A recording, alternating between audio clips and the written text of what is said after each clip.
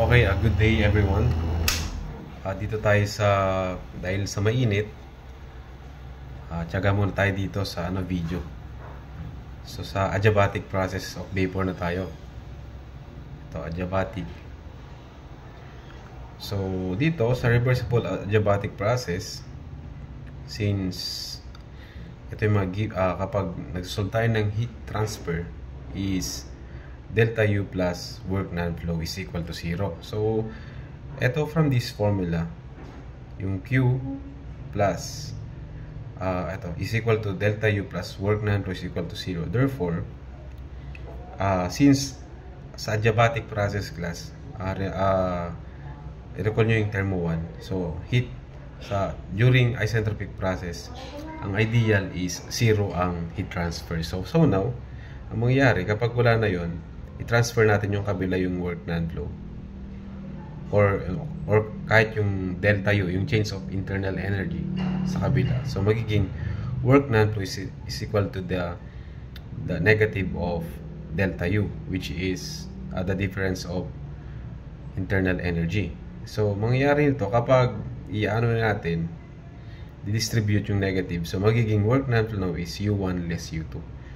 So, sabi naman dito, for steady flow process, which is hindi na kino-consider yung pull of gravity or yung potential energy. So, kinetic energy plus, actually, ito yung class, ito yung energy balance.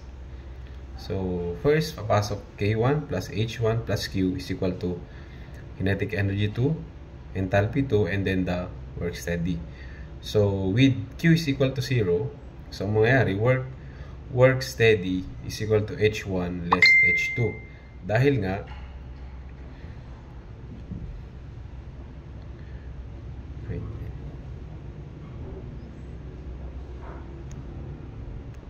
so, dito, pag kinonsider natin na since konti lang impact ng kinetic energy class, kapag i-arrange natin tong energy balance na to, ang mangyayari is work steady now is H1 less H2.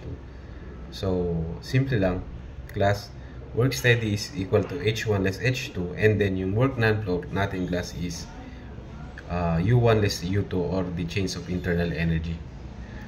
So, ngayon, try natin isolve itong problem number 12. Sabi dito, 3 kg of steam has an initial enthalpy of 7,200 kJ at 0.145 megapascal. So, ngayon, and then, isentropic compression gives at final pressure of 0.29. Find the initial temperature and then the final temperature, and B, the work steady and then the work non-flow. So, unang-una dito, class, sulat natin yung given. So, dito, class, ang given is, yung ating mass class is, wait lang, yung ating mass class is 3 kg. So, given din yung enthalpy, which is 7,200 kJ. And then yung at 0.1 or pressure 1 at 145 megapascal, and then yung P2 is 0.29 megapascal. So, ito yung mga problems, class. Yung initial temperature and then final temperature, yung T1, T2. And then, of course, yung work steady and then the work non-flow. So, dito, class, napapansin natin. So, actually, hindi siya ganito, class. Hindi to lumabas. Kasi, nung nasolve ko na, class, is at point 1, wet siya. And then, kahit sa point 2, wet siya. Pero, ilagay nyo to, ipasok nyo to doon, class, kung sakasakali yan. And then, ito din, class, is ganito din. Sa may TS diagram kasi, class, ito yung layout ng pressure. Yan. 1. So, meaning, kapag nasa loob to, class, nasa loob ng itong arc na to, yun na yung volume niyan. Kita nyo yung temperature. So, ngayon, basically, makukuha natin yung temperature ng T2 within this. Kunin lang natin kung ano yung temperature ng 0.29 megapascal kapag wet siya. So, kahit din dito, class, at 145 since wet siya class, titingnan lang natin yung temperature at 145 sa steam table, yung saturation temperature nila, yun na yung maging temperature nila. So dito class, since sa pagsosolve natin class is kailangan natin, sa steam table kasi natin class is naka-specific specific energy, or parang yung H1 is naka per kilogram. Pero ang given kasi natin class is naka kilojoule lang, 7,200 kilojoule. So kailangan natin ng kilojoule per kilogram. Kaya since given naman yung mass na 3 kilogram class, i-divide lang natin siya, 7,200 kilojoule over the 3 kilogram. Then eto na ngayon, 2,400 kilojoule per kilogram.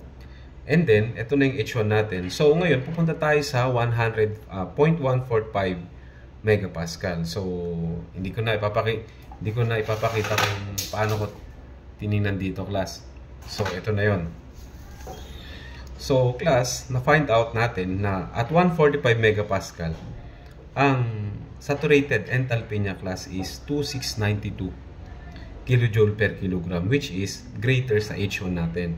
So, magko-conclude tayo ngayon na ang steam ay wet. So, ngayon, ito, may note ako dito. From the TS diagram, T is equal to 110.36. Kasi nga, within this part, madedetermine na natin ang temperature kapag nasa loob siya ng itong arc na to.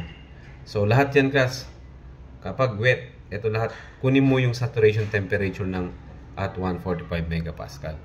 So, kaya, ito ang makukuha mo. Ang saturation temperature ng 0.145 megapascal ay 110.36 degrees. So, dito sa my part dito, class, at 0.1, ito yung mga given. Ito yung mga HF1, which is 462.8 kilojoule per kilogram. HFG1, 2229.2 kilojoule per kilogram. SF1, 1.4224 kilojoule per kilogram. And then SFG1 is 5.8123 kilojoule per kilogram. So, kailangan natin to, class, kasi wet yung ating steam. So, isosolve pa natin yung quality. Next is, isosolve natin yung quality. Since given na tong 2,400 class, na meron tayong H1, so wet siya. So, ang formula na gagamitin natin ay ito. Ito, class. Sorby for ito kasi, class, dito sa may isentropic process, S1 is equal to S2. Yung entropy 1 is equal to entropy 2. So, ngayon, isosolve natin yung quality. So, same. Ito, since given naman ng H1 natin, class, nasa steam table ng HF1 plus yung X1 yung wala sa atin, and then yung SFG1 is nasa steam table. So, given yung 2,400 class, ito ng HF1, blank yung X, quality X natin, and then ito yung given na ito yung SFG natin. So ngayon, kapag i-input natin siya sa calculator, class,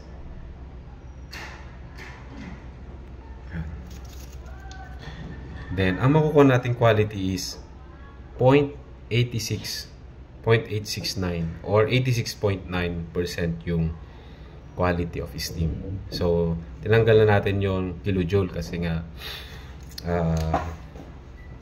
tawag yan. Nakalimutan ko na.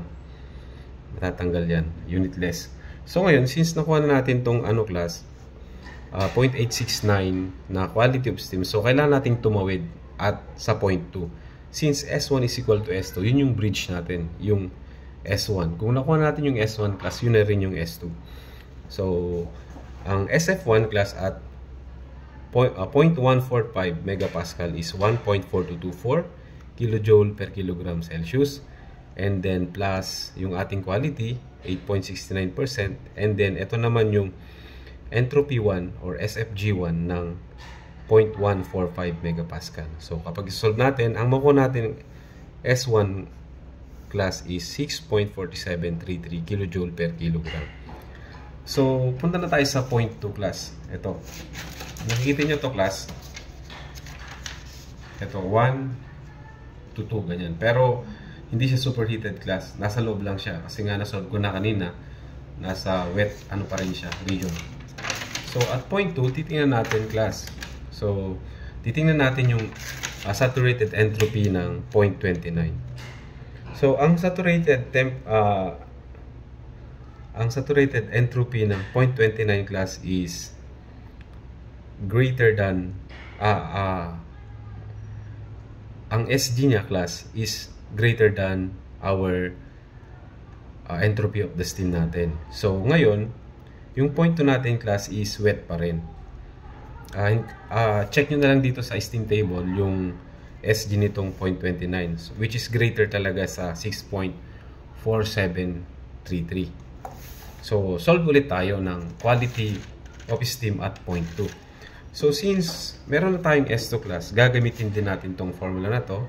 S2 is equal to SF2 plus quality 2 and then SFG2. So, direct substitute lang. Ito yung mga details class. SF2, SFG2, and then to be followed, kapag nakuha natin yung quality, isosolve din naman natin yung enthalpy, which is kinuha ko na rin yung HF2, which is 556.54, SFG2, 2167.2 kJ per kilogram. So, ito na. Solve natin itong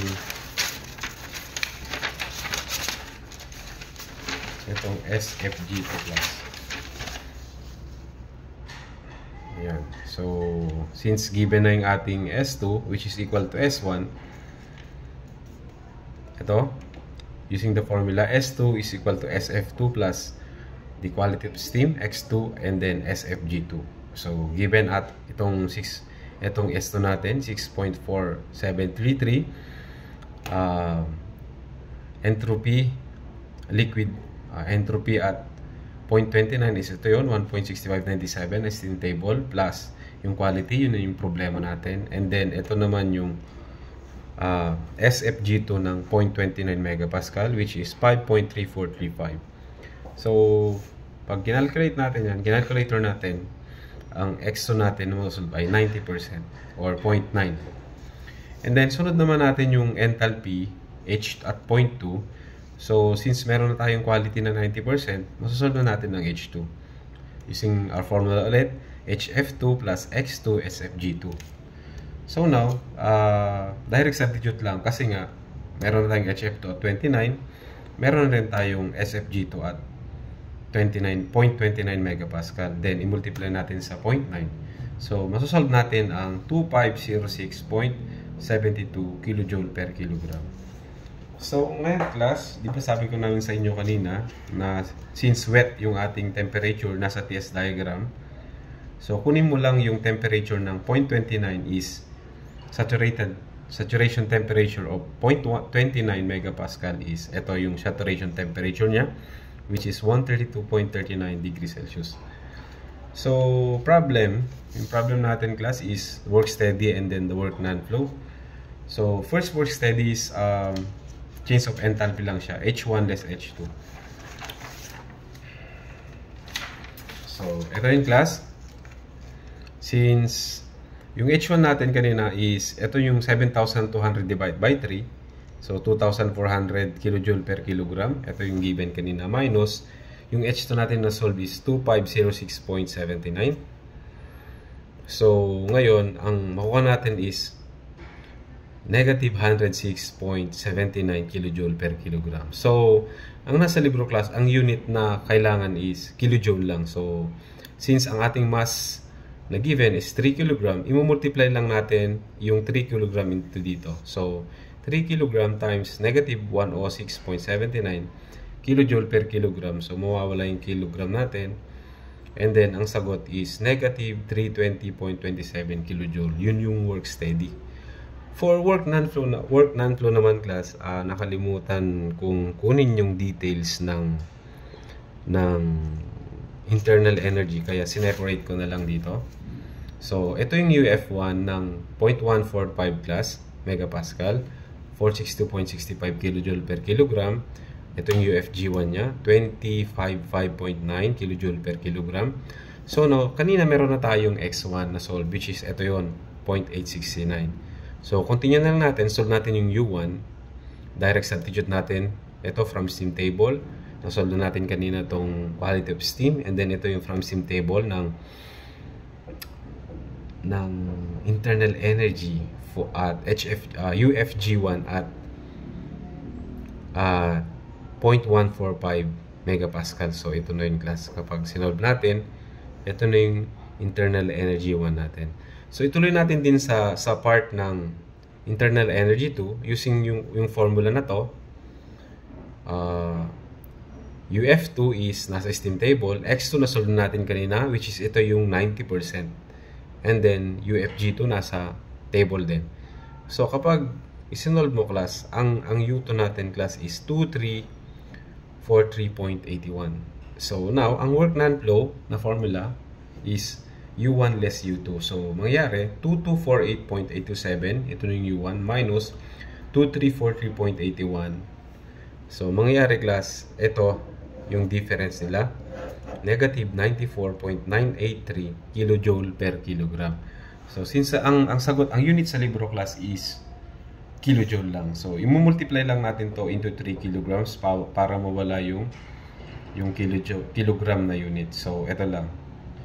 So ang sagot class is negative 284.95 kilojoule. So yun lang class ang isentropic process for steam.